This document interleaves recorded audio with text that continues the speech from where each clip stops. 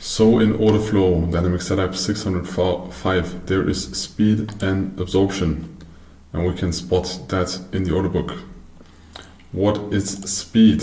Very important to know. So the speed with which a market trades in one direction. So there are two types of speed. Either the speed of ticking, so how often the market changes the tick it is trading on, but also how fast the market, for example, if we have a big order here, you can see the 162 contracts. How fast do we approach this market? Do we go there step by step, some ticks up, some ticks down, some ticks up, down, up, down, up, down, up, down? Or is the big market player that is pushing up a little bit down, up a little bit down, up a little bit down? So that one is way faster. So how much time horizon do we need for a couple of ticks? That one can be the speed as well, and that what you can use for your trading. Because when there is a big order, and we trade in the direction of that big order, if we approach this order very slowly, there are, even before the order, there are a lot of sellers, or there are not enough buyers to push to that price or order level fast.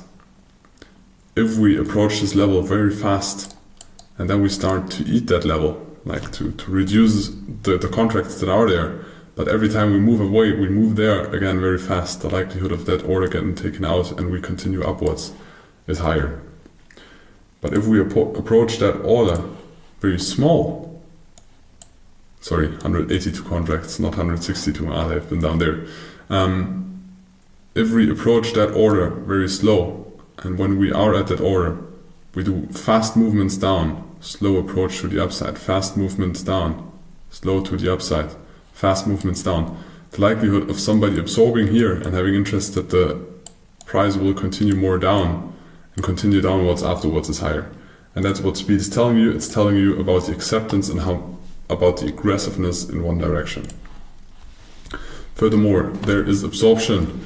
So when a market stands still, because it can stand on a price level, it indicates a possible reversal. So when we tick up and down, and then, for example, we go to or close this edge of this high volume area, and the market just stops at one level, you see market, and you see the market orders buying and selling, maybe one tick up, one tick down. So there you trade, but you stay still. There is no price movement. This can be indication about a direction shift, depending on how fast there is the ticks, but most of the time the orders or volume there is traded reduces, and all the orders that are there are absorbed on one price level. So when then the market starts to have some fast moves down, slow moves up, fast moves down, slow moves up, the likelihood of trading through this high volume area again to the other side again is high. Very often we have a reaction at the POC in the middle, or the VPOC of the high volume area. And we have icebergs orders. They are at certain price areas or levels where market participants have hidden orders. For example, here you can see 162 contracts, but it doesn't mean that there are only 162 contracts. For example, behind those 55 contracts, there can be even more contracts, because the market moves there, and then when nearly or very close, when the 55 contracts are eaten, so somebody went there and bought 55 contracts market, another 55 contracts are behind that and are put on that price level. And if they are gone, another one and another one and another one, another one, another one, another one. For example, if there are always just 21 buy limits in the bid, and then we hit the bid and there are 214 contracts traded, this does not match with the 21 contracts that are there, but it's likely that there can be an iceberg order that just always pushes back contracts. As soon as the contracts are bought, they just put another limit and another limit, and this happens very fast and algorithmic. But you see that there is kind of an absorption of a big player is gathering some contracts on one price level, and these can act as support and resistance because the big players don't want just to put 1,000 contracts on a price level because it would be too obvious. That's why they hide it.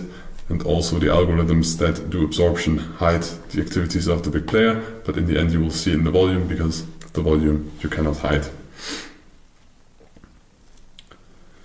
So the result of dynamics is you have a combination of, if you have finished auctions on the extreme, like here on the downside and here on the upside, where the most volume is traded and where you have low volume areas for entries. For example, if you are in an uptrend and you want to continue with this uptrend because you have a trend day and you see you have finished auctions at the bottom, you have finished auctions at the top, and you have a trend, you have a finished auction here, so it's less likely that we test this low again. You want to scale in. Where do you scale in?